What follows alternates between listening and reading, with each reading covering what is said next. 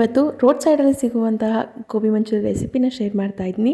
ಯಾರೆಲ್ಲ ಫಾಲೋ ಮಾಡ್ಕೊಂಡಿಲ್ಲ ಫಾಲೋ ಮಾಡ್ಕೊಂಡು ವಿಡಿಯೋನ ನೋಡಿ.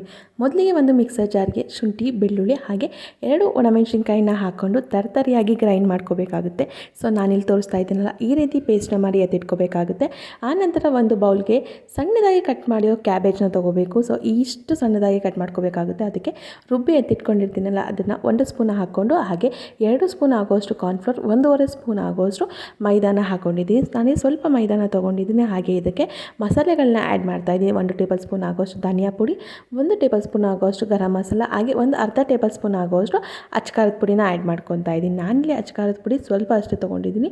ಆಲ್ರೆಡಿ ಗ್ರೈಂಡ್ ಮಾಡೋಕ್ಕೂ ಕೂಡ ಒಣಮೆಣ್ಸಿನ್ಕಾಯಿನ ತೊಗೊಂಡಿದ್ದೆ. ಅದಕ್ಕೆ ಇದನ್ನು ಸ್ವಲ್ಪನೇ ನೀರನ್ನ ಹಾಕ್ಕೊಂಡು ಇಷ್ಟು ಗಟ್ಟಿಯಾಗಿ ಇಷ್ಟು ಕನ್ಸಿಸ್ಟೆನ್ಸಿಯಲ್ಲಿ ನಾವು ಹಿಟ್ಟನ್ನು ರೆಡಿ ಮಾಡ್ಕೋಬೇಕಾಗುತ್ತೆ. ಆನಂತರ ನಾನಿಲ್ಲಿ ರೋಡ್ ಸೈಡಲ್ಲಿ ಸಿಗುತ್ತಲ್ಲ ಸಾಂಬಾರು, ಆ ಟೈಪಲ್ಲಿ ಮಸಾಲನ್ನ ರೆಡಿ ಮಾಡ್ಕೊತಾ ಇದ್ದೆ. ಅದಕ್ಕೆ ಗ್ರೈಂಡ್ ಮಾಡಿ ಎತ್ತಿಟ್ಟಿರ್ತೀನ ಅದನ್ನು ಕೂಡ ಹಾಕ್ಕೊಂಡು ಅದಕ್ಕೆ ಸ್ವಲ್ಪ ಕಸೂರಿ ಮೇಥಿ ಹಾಗೆ ಧನಿಯಾ ಪುಡಿ ಹಾಗೆ ಗರಂ ಮಸಾಲನ ಆ್ಯಡ್ ಮಾಡ್ಕೋಬೇಕಾಗುತ್ತೆ. ಅದಾದಮೇಲೆ ಅರ್ಧ ಟೇಬಲ್ ಸ್ಪೂನ್ ಆಗೋಷ್ಟು ಸೋಯಾ ಸಾಸ್, 1 ಟೇಬಲ್ ಸ್ಪೂನ್ ಆಗೋಷ್ಟು ಟೊಮೊಟೊ ಕೆಚಪ್ ಹಾಗೆ ಅರ್ಧ ಟೇಬಲ್ ಸ್ಪೂನ್ ಆಗೋಷ್ಟು ಕಾರ್ನ್ಫ್ಲೋರ್ನ ಹಾಕ್ಕೊಂಡೆ ಅದೇ ಮಿಕ್ಸರ್ ಜಾರ್ಗೆ ಸ್ವಲ್ಪ ನೀರನ್ನ ಹಾಕ್ಕೊಂಡು ಅದನ್ನು ಈ ಕನ್ಸಿಸ್ಟೆನ್ಸಿಯಲ್ಲಿ ರೆಡಿ ಮಾಡ್ಕೋಬೇಕಾಗುತ್ತೆ. ಇದೇ ರೋಡ್ ಸೈಡಲ್ಲಿ ಅವರು ಗೋಬಿ ಮಂಚೂರಿಗೆ ಮಸಾಲೆನ ಹಾಕ್ತಾರಲ್ಲ, ಇದೇ ರೀತಿ ರೆಡಿ ಮಾಡ್ಕೊಂಡಿರ್ತಾರೆ. ಆನಂತರ ನಾನಿಲ್ಲಿ ಒಂದು ಬಾಂಡಿಗೆ ಎಣ್ಣೆನ ಹಾಕ್ಕೊಂಡು ಗೋಬಿ ಮಂಚೂರಿನೂ ಕೂಡ ರೆಡಿ ಮಾಡ್ಕೊತಾ ಇದ್ದೀನಿ.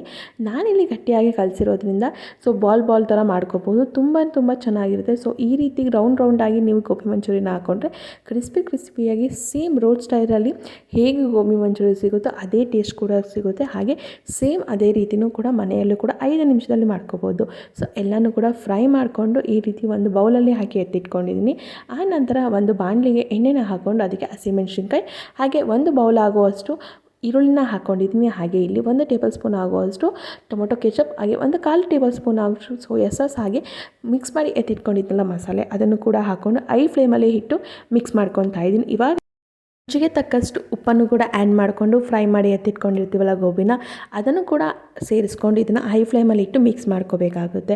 ಕೊನೆಯಲ್ಲಿ ಇದಕ್ಕೆ ಕೊತ್ತಂಬರಿ ಸೊಪ್ಪನ್ನು ಆ್ಯಡ್ ಮಾಡಿಕೊಂಡ್ರೆ ತುಂಬ ಟೇಸ್ಟಿಯಾಗಿ ರೋಡ್ ಸೈಡಲ್ಲಿ ಸಿಗುವಂಥ ಗೋಬಿ ಮಂಚೂರಿ ಮನೆಯಲ್ಲೇ ಕೂಡ ಕ್ವಿಕ್ಕಾಗಿ ರೆಡಿ ಆಗುತ್ತೆ. ನಿಮ್ಮಲ್ಲಿ ಸ್ಪ್ರಿಂಗ್ ಆನಿಯನ್ಸ್ ಇದೆ ಅದನ್ನು ಕೂಡ ಆ್ಯಡ್ ಮಾಡ್ಕೋಬೋದು. ಸೊ ನೋಡಿದ್ರಲ್ಲ ಹೇಗಿದೆ ಗೋಬಿ ಮಂಚೂರಿ ಅಂತ. ಹಾಗೆ ನನ್ನ ಪೇಜ್ನ ಫಾಲೋ ಮಾಡೋದು ಮಾತ್ರ ಮರಿಬೇಡಿ. Thank you.